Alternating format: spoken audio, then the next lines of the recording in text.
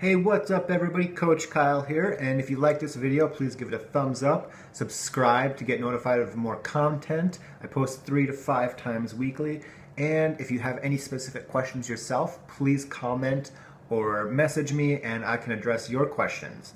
Today, I'm going to talk about why injuries happen most often. And I've found that in my experience as a coach, as an athlete, through tirelessly, continually reading about injury and prevention and what other experts have to say, most often it comes down to some type of training load error. You may have heard this before as called too much too soon. Basically what it comes down to is you put the body through more training load, more stress than it's adapted to, and it overloads the tissue, the muscle, tendon, bone, whatever have you, and you develop an injury. So this can happen numerous ways.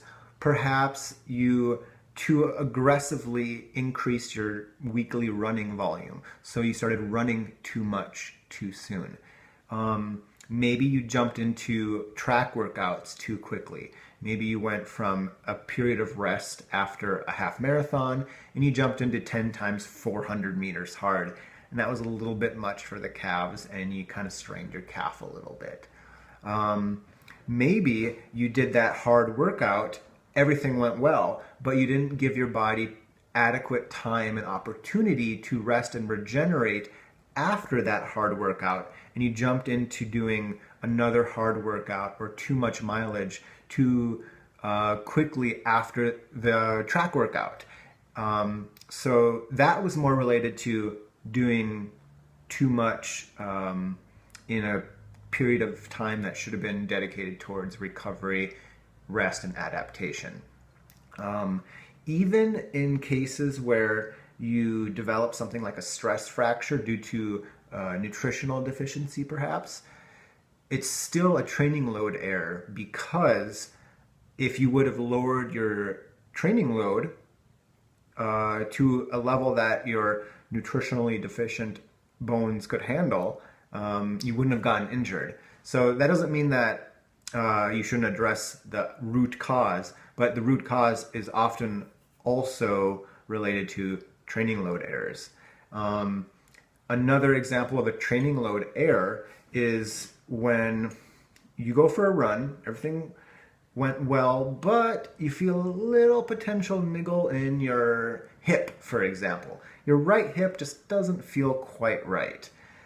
You have two choices. You could give it a couple of days rest, cross-train instead, and see how it feels 3 days from then with an easy 1 to 3 mile jog. Or you could go out and do your regularly scheduled run the next day.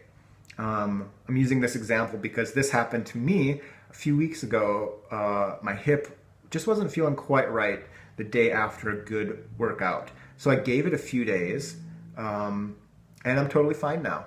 So the training load error could have occurred if I would have continued with my regularly scheduled training load.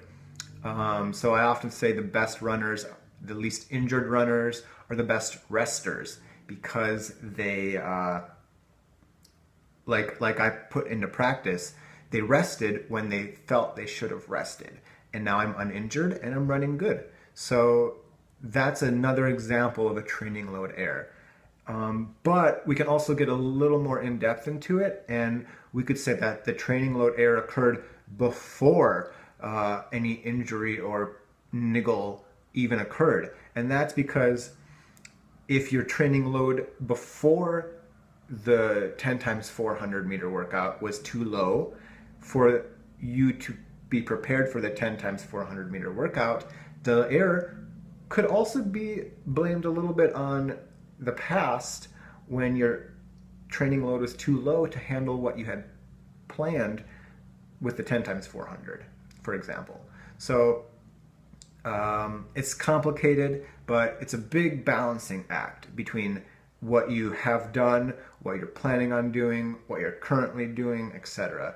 So in most cases, it's going to come down to being a little more mindful about your training load and how much you're putting your body through, but also how much you've put your body through, and balancing this out a little bit, balancing it out day by day, week by week, month by month, and considering that you can't do too much at one time, but you can't do too much over a week, a month either. So take periods of rest to modulate your training load, easy runs, hard runs, long runs, short runs, etc. So it all plays into each other, and you just need to kind of be mindful of what's going on and balance it all out.